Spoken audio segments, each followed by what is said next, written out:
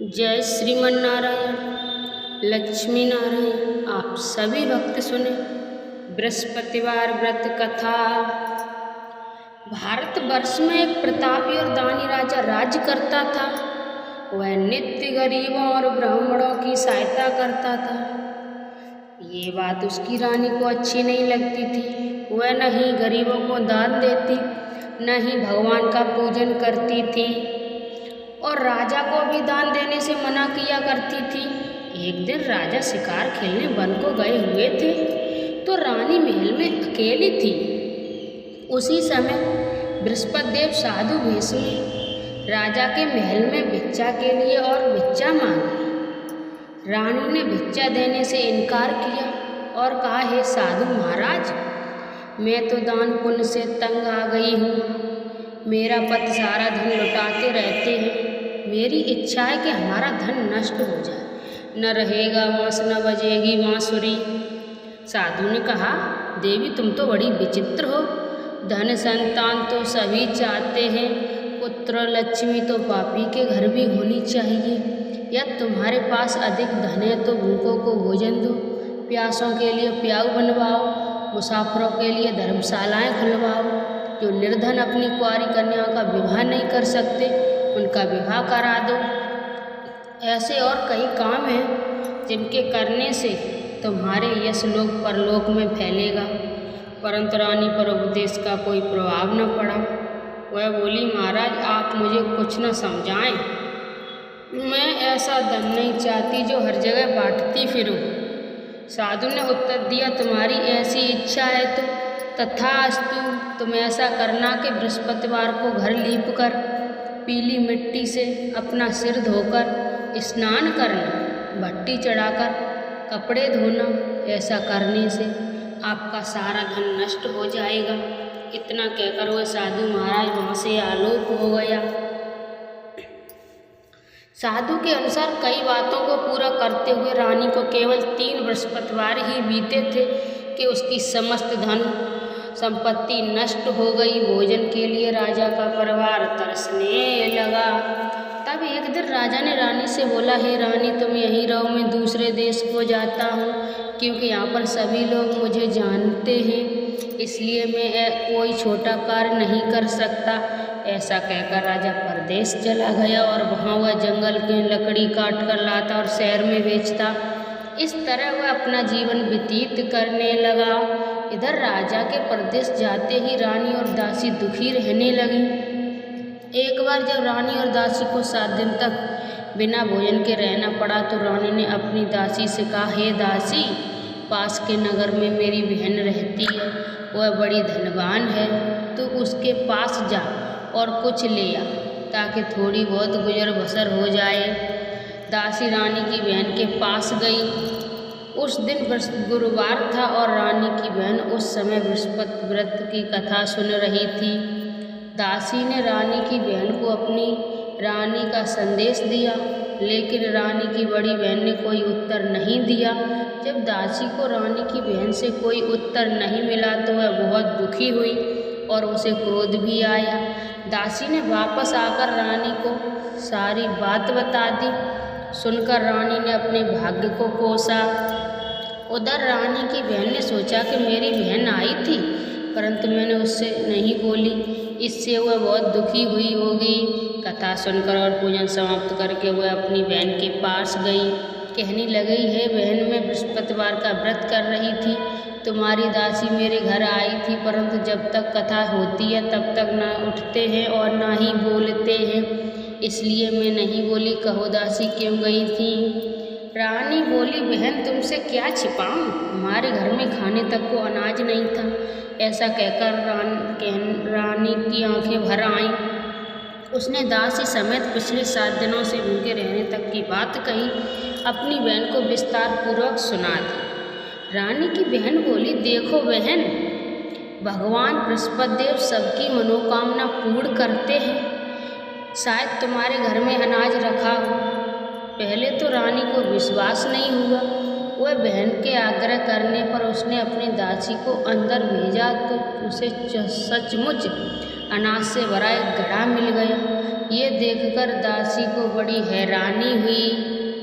दासी रानी से कहने लगी, हे रानी, जब हमको भोजन नहीं मिलता तो हम व्रत ही तो करते हैं, इसलिए क्यों न इनसे व्रत और कथा की विधि पूछ ली जाए ताकि हम भी व्रत कर सकें।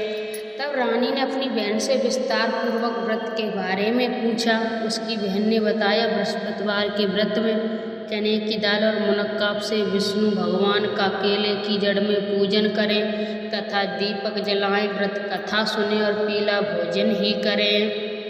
इससे बृहस्पति देव प्रसन्न होते हैं। व्रत और पूजन विधि बताकर रानी की बहन अपने घर को लौट गई। 7 दिन के बाद जब गुरुवार आया तो रानी और दासी ने व्रत रखा। घुड़साल में जाकर चना और गुड़ लेकर आई। फिर उसने केले की जड़ तथा विष्णु भगवान का पूजन किया। अब पीला भोजन कहाँ से आए? तब इस बात को लेकर दोनों बहुत दुखी थे। क्योंकि उन्होंने व्रत रखा था, इसलिए बृहस्पति देव उनसे प्रसन्न थे। इसलिए वे एक साधारण व्यक्ति का रूप धारण कर 2 थालों में सुंदर पीला भोजन दासी को दे गए। भोजन पाकर दासी प्रसन्न हुई और फिर रानी के साथ मिलकर भोजन ग्रहण किया। उसके बाद वे सभी गुरुवार को व्रत और पूजन करने लगी। बृहस्पति भगवान की कृपा से उनके पास धन संपत्ति आ गई, परंतु रानी फिर से पहले की तरह आलस करने लगी। तब दासी बोली, देखो रानी, तुम पहले भी इस प्रकार आलस करती थी, तुम्हें धन रखने में कष्ट होता था, इस कारण सभी धन नष्ट हो गया, और जब भगवान बृहस्पति की कृपा से धन मिलाए तो तुम्हें फिर से आलस होता है। रानी को समझाते हुए दासी कहती है, बड़ी मुसीबत के बाद हमने ये धन पाया है, इसलिए हमें दान पुण्य करना चाहिए, भूखे मनुष्य को भोजन कराना चाहिए और धन को शुभ कार्य में खर्च करना चाहिए, जिससे तुम्हारे कुल का यश बढ़ेगा, स्वर्ग की प्राप्ति होगी और पितृ प्रसन्न होंगे। दासी की बात मानकर रानी अपना धन शुभ कार्य में खर्च करने लगी, जिससे पूरे नगर में उसका यश फैलने लगा। बृहस्पतिवार व्रत कथा के बाद श्रद्धा के साथ आरती की जानी चाहिए। इसके बाद प्रसाद बांटकर उसे ग्रहण करना चाहिए। एक दिन राजा दुखी होकर जंगल में एक पेड़ के नीचे आसन जमाकर बैठ गया। वह अपनी दशा को याद करके व्याकुल होने लगा। बृहस्पतिवार का दिन था। एकाएक उसने देखा कि निर्जन वन में एक साधु प्रकट हुए। वह साधु वेश में स्वयं बृहस्पति देवता थे। लकड़हारे के सामने आकर बोले, हे लकड़हारे, इस सुनसान जंगल में तू चिंता मगन क्यों बैठा है? लकड़हारे ने दोनों हाथ जोड़कर प्रणाम किया और उत्तर दिया, महात्मा जी, आप सब कुछ जानते हैं, मैं क्या कहूँ? ये कहकर रोने लगा और साधु को अपनी आत्मकथा सुनाई। महात्मा जी ने कहा, तुम्हारी स्त्री ने बृहस्पतिवार के दिन बृहस्पति भगवान का निरादर किया है, जिसके कारण रुष्ट होकर उन्होंने तुम्हारी ये दशा कर दी है। अब तुम चिंता को दूर करके मेरे कहने पर चलो और तुम्हारे सब कष्ट दूर हो जाएंगे और भगवान पहले से भी अधिक संपत्ति देंगे। तुम बृहस्पतिवार के दिन कथा किया करो। 2 पैसे के चना मुनक्का लाकर उसका प्रसाद बनाओ और शुद्ध जल से लोटे में शक्कर मिलाकर अमृत तैयार करो। कथा के पश्चात अपने सारे परिवार और सुनने वाले प्रेमियों में अमृत व प्रसाद बांटकर आप भी ग्रहण करो। ऐसा करने से भगवान तुम्हारी सब मनोकामना पूरी करेंगे। साधु के ऐसे वचन सुनकर लकड़हारा बोला, हे प्रभु, मुझे लकड़ी बेचकर इतना पैसा नहीं मिलता जिससे भोजन के उपरांत कुछ बचा सकूं। मैंने रात्रि में अपनी स्त्री को व्याकुल देखा है। मेरे पास कुछ भी नहीं है जिससे मैं उसकी खबर मंगा सकूं। साधु ने कहा, हे लकड़हारे, तुम किसी बात की चिंता मत करो। बृहस्पतिवार के दिन रोजाना की तरह लकड़ियों लेकर शहर को जाओ। तुम्हारे रोज से 2 गुना धन प्राप्त होगा, जिससे तुम भली भांति भोजन कर लोगे तथा बृहस्पति देव की पूजा का सामान भी आ जाएगा। इतना कहकर साधु अंतर्ध्यान हो गए। धीरे धीरे समय व्यतीत होने पर वही फिर बृहस्पतिवार का दिन आया। लकड़हारा जंगल में लकड़ी काटकर किसी शहर में बेचने गया। उसे उस दिन और दिन से अधिक पैसा मिला। राजा ने चना गुड़ आदि लाकर गुरुवार का व्रत किया। उस दिन से उसके सभी कलेश दूर हुए। परंतु जब दोबारा गुरुवार का दिन आया तो बृहस्पतिवार का व्रत करना भूल गया। इस कारण बृहस्पति भगवान नाराज हो गए।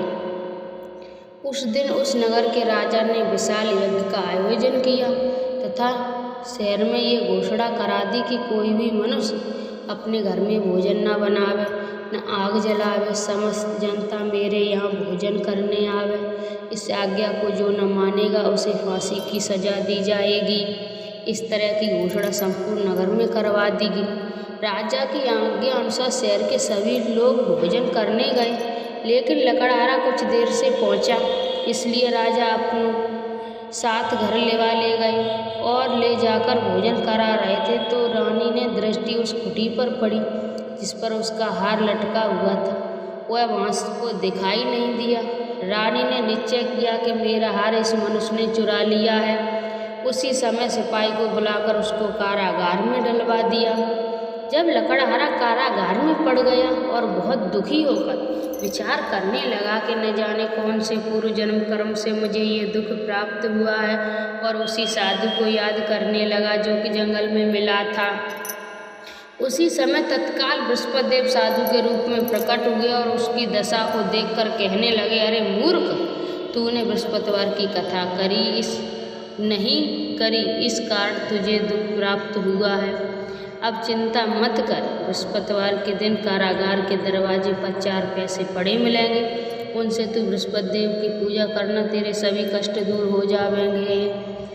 बृहस्पतिवार के दिन उसे 4 पैसे मिले। लकड़हारे ने कथा कही। उसी रात को बृहस्पति देव ने उस नगर के राजा को सपन में कहा, हे राजन, तुमने जिस आदमी को कारागार में बंद कर दिया है वह निर्दोष है, वह राजा है, उसे छोड़ देना। रानी का हार उसी कुटी पर लटका है। अगर तू ऐसा नहीं करेगा तो मैं तेरे राज्य को नष्ट कर दूंगा। इस तरह रात के स्वप्न को देखकर राजा प्रायःकाल उठा और कुटी पर हार देखकर लकड़हारे को बुलाकर क्षमा मांगी तथा लकड़हारे को योग्य सुंदर वस्त्र आभूषण देकर विदा कर दिया। बृहस्पतिवार की आज्ञा अनुसार लकड़हारा अपने नगर को चल दिया। राजा जब अपने नगर के निकट पहुंचा तो उसे बड़ा आश्चर्य हुआ। नगर में पहले से अधिक बाग, तालाब, कुएं तथा बहुत सी धर्मशालाएं, मंदिर आदि बन गई। राजा ने पूछा, ये किसका बाग है और किसकी धर्मशाला है? तब नगर के सब लोग कहने लगे, ये सब रानी और बांदी के हैं। तो राजा को आश्चर्य हुआ और गुस्सा भी आया।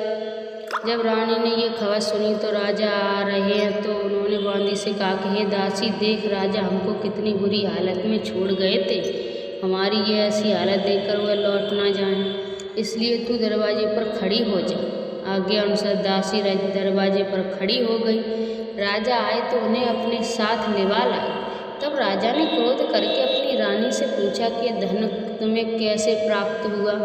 तब उन्होंने कहा, हमें ये धन बृहस्पति देव ने इस प्रव्रत के प्रभाव से हुआ है। राजा ने निश्चय किया कि 7 रोज बाद तो सभी बृहस्पतिवार का पूजन करते हैं, परंतु मैं प्रतिदिन 3 बार कहानी तथा रोज व्रत किया करूँगा।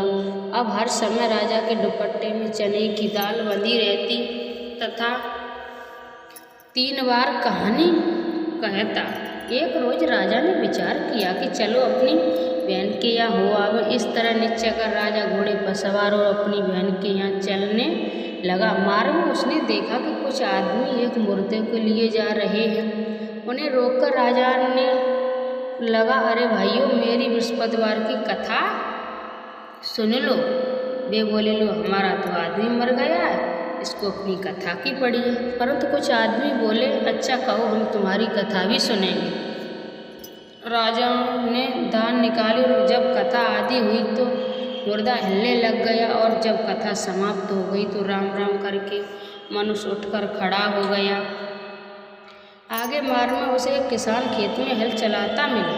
राजा ने उसे देख और उससे बोले, अरे भैया, तुम मेरी बृहस्पतिवार की कथा सुन लो। किसान बोला, जब तक मैं तेरी कथा सुनूंगा तब तक तो 4 हरैया जोत लूँगा, जा अपनी कथा किसी और को सुनाना। इस तरह राजा आगे चलने लगा तो राजा के हटते ही बैल पछाड़ खाकर गिर गए तथा किसान के पेट में बड़ी जोर से दर्द होने लगा। उस समय उसकी माँ रोटी लेकर आई। उसने जब यह देखा तो अपने पुत्र से सब हाल पूछा और बेटे सभी हाल कह दिए। तो बुढ़िया दौड़ी दौड़ी उस घुड़सवार के पास गई और उससे बोली कि मैं तेरी कथा सुनूंगी, तू अपनी कथा मेरे खेत पर चलकर ही कहना। राजा ने बुढ़िया के खेत पर जाकर कथा कही, जिसके सुनते ही वह बैल उठ खड़े हुए तथा किसान के पेट का दर्द भी बंद हो गया। राजा अपनी बहन के घर पहुंचा। बहन ने भाई की खूब मेहमानी की। दूसरे रोज प्रातःकाल राजा जगा तो वह देखने लगा कि सब लोग भोजन कर रहे हैं। राजा ने अपनी बहन से कहा, ऐसा कोई मनुष्य जिसने भोजन नहीं किया हो, मेरी बृहस्पतिवार की कथा सुन ले। बहन बोली, भैया ये देश ऐसा ही है कि पहले यहाँ लोग भोजन करते हैं, बाद में अन्य काम करते हैं। अगर कोई पड़ोस में हो तो देखाऊं। वह ऐसा कहकर देखने चली गई, परंतु उसे कोई ऐसा व्यक्ति नहीं मिला जिसने भोजन न किया हो। वह एक कुम्हार के घर गई जिसका लड़का बीमार था। उसे मालूम हुआ कि उसने यहाँ 3 रोज से किसी ने भोजन नहीं किया है। रानी ने अपने भाई की कथा सुनने के लिए कुम्हार का वह तैयार हो गया। राजा ने जाकर बृहस्पतिवार की कथा कही, जिसको सुनकर उसका लड़का ठीक हो गया। अब तो राजा की प्रशंसा होने लगी। एक रोज राजा ने अपनी बहन से कहा कि हे बहन, हम अपने घर को जाएंगे, तुम भी तैयार हो जाओ। राजा की बहन ने अपनी सास से कहा। सास ने कहा, हाँ चली जा, परंतु अपने लड़के को मत ले जाना, क्योंकि तेरे भाई के कोई औलाद नहीं है। बहन ने अपने भैया से कहा, हे भैया, मैं तो चलूँगी पर कोई बालक नहीं जाएगा। राजा बोला, जब कोई बालक नहीं जाएगा तो तुम ही क्या करोगी। वह बड़े दुखी मन से राजा अपने घर को लौट आया। राजा ने अपनी रानी से कहा, हम निर्वंशी हैं, हमारा मुख देखने का धर्म नहीं है और कुछ भोजन आदि नहीं किया। रानी बोली, है प्रभु, बृहस्पति देव ने हमें सब कुछ दिया है, वह हमें औलाद अवश्य देंगे। उसी रात बृहस्पति देव ने राजा के सपन में कहा, हे राजा, उठ, सभी सोच त्याग दे, तेरी रानी गर्भ से है। राजा की ये बात सुनकर बड़ी खुशी हुई। 90 महीने में उसके गर्भ में एक सुंदर पुत्र पैदा हुआ। तब राजा बोला, हे रानी, स्त्री बिना भोजन के रह सकती है पर बिना कहे नहीं रह सकती। जब मेरी बहन आवे तो मुझसे कुछ मत कहना। रानी ने सुनकर हाँ कर दिया। जब राजा की बहन ये शुभ समाचार सुन तो बहुत खुशी हुई और बधाई लेकर अपने भाई के यहाँ आई। तब रानी ने कहा, घोड़ा चढ़कर तो नहीं आई, गधा चढ़ी आई। राजा की बहन बोली, भाभी, मैं इस प्रकार न कहती तो तुम्हारी औलाद कैसे होती। बृहस्पति देव ऐसे ही हैं, जैसी जिसके मन में कामना है सभी को पूर्ण करते हैं। जो सद्भावना से बृहस्पतिवार का व्रत करता है एवं कथा पढ़ता है अथवा सुनता है, दूसरों को सुनाता है, बृहस्पति देव उसकी सभी मनोकामना पूर्ण करते हैं। बोलिए बृहस्पति देव भगवान की। भगवान बृहस्पति देव उसकी सदैव रक्षा करते हैं। संसार में जो मनुष्य सद्भावना से भगवान जी का पूजन व्रत सच्चे हृदय से करते हैं तो उनकी सभी मनोकामना पूर्ण करते हैं।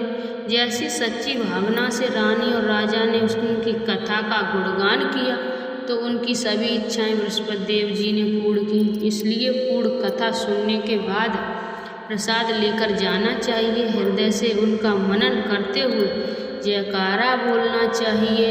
बोलो बृहस्पति देव की जय, भगवान विष्णु की जय। बृहस्पति देव की आरती। जय बृहस्पति देवा, ओम जय बृहस्पति देवा। छिन छिन भोग लगाऊं कदली फल मेवा।